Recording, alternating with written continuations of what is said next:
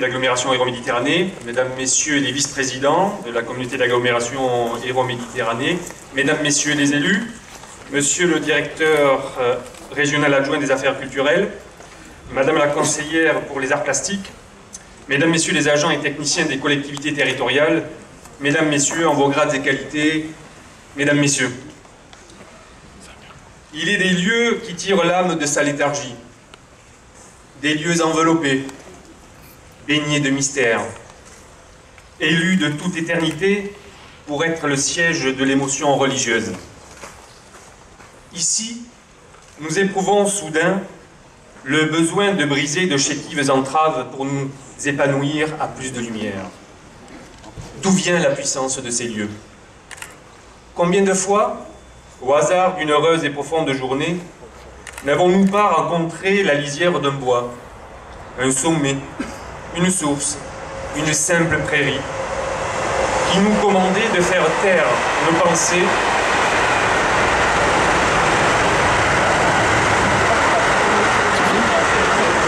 C'est bien ce que je dis, de faire taire nos pensées.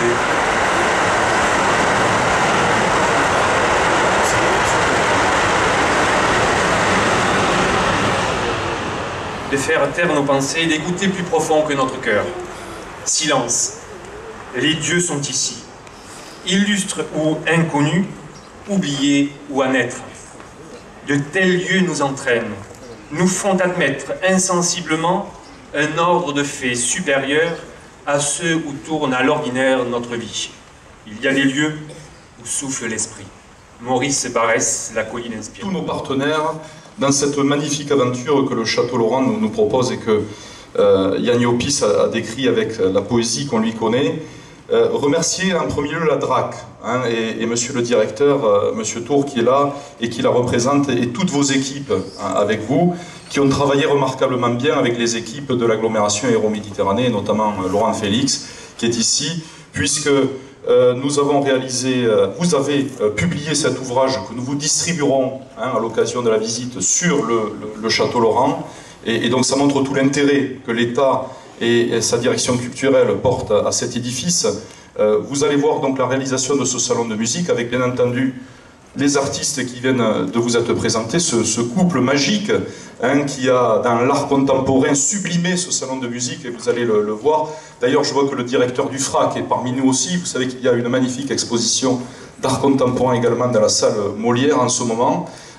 Et donc je veux vraiment les remercier, mais au-delà de leur travail, nous avons aussi la totalité du salon de musique qui a été repris, le plafond, les peintures au plafond, les boiseries, les vitraux, donc autant je dirais de joyaux qui ont été bichonnés et vous allez voir le résultat est exceptionnel et je dirais que finalement Emmanuel Laurent qui nous appelle au voyage à travers cette Villa Laurence, je l'espère aussi vous permettra de voyager avec lui et avec nous et parce que sachez-le, chaque année, l'agglomération, puisque cet édifice est devenu compétence de l'agglomération Hérault-Méditerranée, chaque année, l'agglomération, avec le concours de l'État, avec le concours de la région et avec le concours du département, eh bien, avance dans la réfection de cet édifice, puisque c'est 60% de subventions, 40% de la DRAC, 5% de la région, mais demain un peu plus, monsieur le conseiller régional nous en dira là-dessus, et le conseil départemental, eh bien, nous permettent justement de réaliser ces travaux qui sont,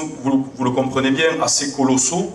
1 900 000 € ont déjà été mis dans le salon de musique et vous allez en voir le résultat.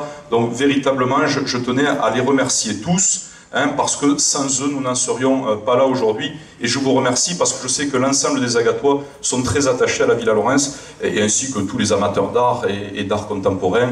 Je vous remercie à tous d'être là aujourd'hui. Merci beaucoup.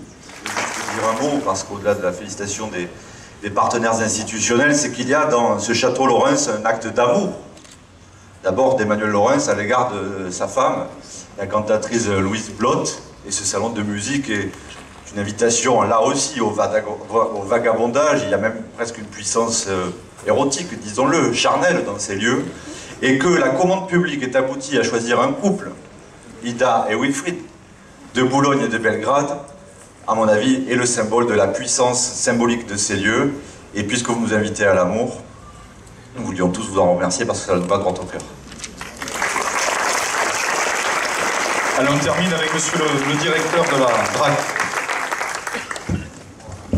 Oui, monsieur le député, monsieur le président, mesdames et messieurs les élus, mesdames et messieurs les artistes, et je sais qu'il y a d'autres, je vois qu'il y a d'autres artistes aussi dans l'assistance.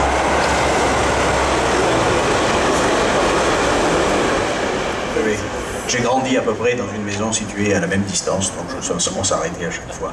Donc c'est toujours difficile de parler à la fin parce que tout a été dit de manière très éloquente, parce que tout le monde est impatient et c'est difficile de capter l'attention. Alors pour capter l'attention, je me suis dit que c'était la période où j'allais vous parler du bac, ou des épreuves du bac.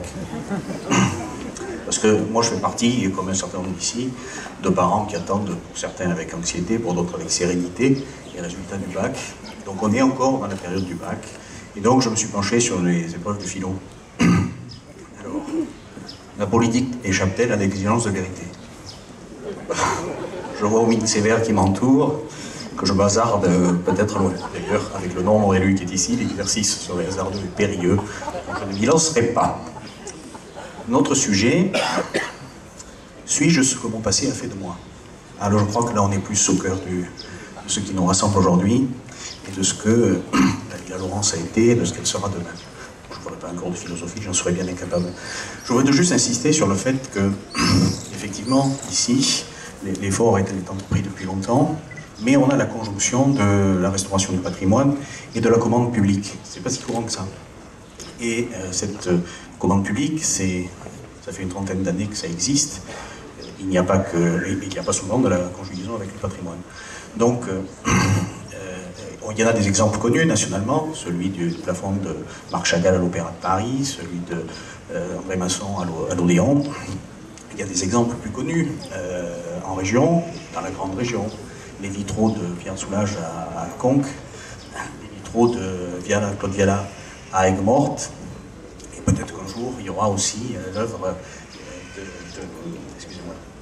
d'Ida et de Wilfried à...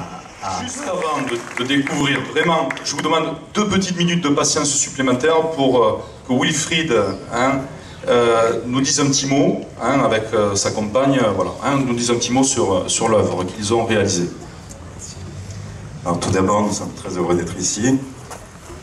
Dès qu'on a eu vent de ce projet, on a tout de suite aimé le lieu et on a senti qu'il y avait quelque chose de très commun avec notre travail. Donc on voudrait remercier vraiment la communauté d'agglomération, monsieur le maire de Halte, la DRAC, enfin tous les acteurs qui ont participé, notamment Laurent Félix, avec qui c'était un grand plaisir de travailler pendant un an. Merci beaucoup.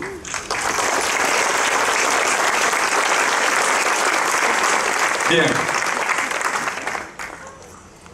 Allez, donc on va aller visiter... alors, ce que je vous demande, c'est juste un peu d'ordre, c'est pas parce que le commissaire de police est là.